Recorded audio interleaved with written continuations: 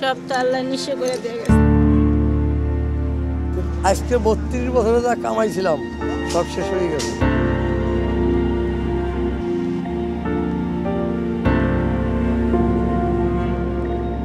বিল্লাল হোসেনের ৩২ বছরের সঞ্চয় গিলে খেল এক রাতের আগুন। ধ্বংসস্তূপ থেকে পোড়া আসবাবপত্র সংগ্রহের চেষ্টা করছেন তিনি। পাশেই তার প্রতিবেশী শাহিন ও তার স্ত্রী ছাইয়ের মধ্যে খুঁজে ফিরছেন শেষ সম্বলটুকু। এগুলো তো ভাঙারি নিলাম, পুরিয়া 2 টাকা বাইরে মাই বলা নাতি করে জামা কাপড় কিনতে হবে। পোলা এসে আমাকে বলতেছে বাবা আগুন লাগছে, তখন আমি সেই মুহূর্তে আমার ঘর থেকে আমার ছেলেকে নিয়ে বাইরে হয়ে গেছি। আগুনে কড়াইল বস্তির ক ব্লকের এই অংশে পুড়ে গেছে অন্তত ২২টি পরিবারের সর্বস্ব। নিঃস্ব পরিবারগুলো চোখে মুখে এখন শুধুই অসহায়ত্বের দীর্ঘশ্বাস।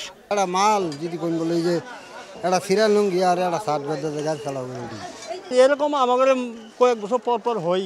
এটা আমাদের মানে পেশায় পরিণত হয়ে গেছে। প্রায় ১৬ ঘন্টার আগুনে ক্ষতিগ্রস্ত হয়েছে ১৫০০ পরিবার। পরনের কাপড় ছাড়া কিছুই নেই অনেকের।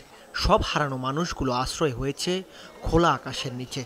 ছেলে পেলে নিয়ে রাস্তায় রাত কাটাইলাম, সকালবেলায় যাইছি দেখি খোলা মাঠ পড়ে রয়েছে।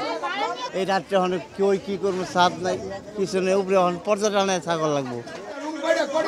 সহযোগিতার জন্য এগিয়ে আসছে সরকারি বেসরকারি কিছু সংস্থা, তবে যেটুকু পাচ্ছে তা প্রয়োজনের তুলনায় যৎসামান্য। আগুনে কি পরিমাণ ক্ষয়ক্ষতি হয়েছে তা এখনও জানা যায়নি।